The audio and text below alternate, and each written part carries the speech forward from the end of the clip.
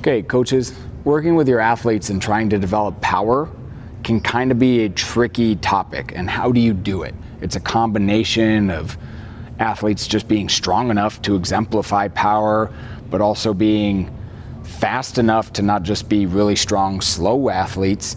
And so a combination of speed work, power work, and strength and conditioning all feed into the equation that develops power within an athlete. But when we're specifically talking about power-driven exercises we're doing usually against external forces for the purpose of creating big impulses, so like fast contractions, we're usually thinking about heavy implement exercises, light implement exercises, and body weight exercises.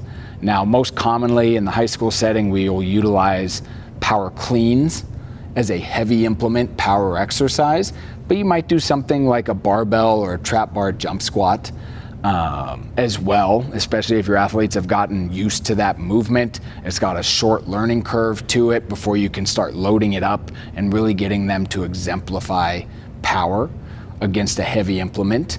We also have light implements, which would be something utilizing a lot of the times dumbbells, like a dumbbell snatch or a dumbbell power jerk, a kettlebell swing, or anything with a med ball, usually where you're tossing or slamming a med ball.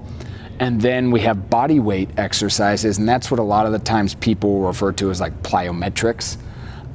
You have hopping, bounding, jumping, etc. type stuff.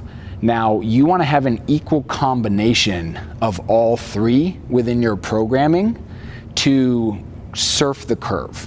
And what we mean by surf the curve is if you imagined a graph and on one side you had external weight and on the other side you had time to react, you would find that the heavier the implement is, the longer it takes you to be able to impart force on it, right? A heavy power clean is going to take you a longer time to hip extend than a counter jump, falling off of a box, landing and jumping back up off the ground.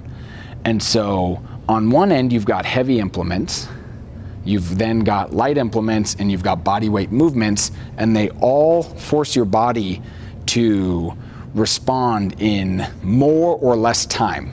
But the purpose, the intent is still there with all of them. And with power movements, there's the difference from strength and conditioning movements where there is the intent to produce maximal muscle contraction. Like you're trying to produce as much force as you can in a short period of time. And so what we want to do when training athletes is we want to expose them to body weight plyometrics. We want to expose them to lightweight implement power drills, and we want to expose them to heavyweight implement power drills. Now, you will have some athletes that tend to just be more designed for heavyweight implement stuff, like maybe a lineman in football who, he's probably going to want a little more of his programming to be pushed towards the heavy implement side.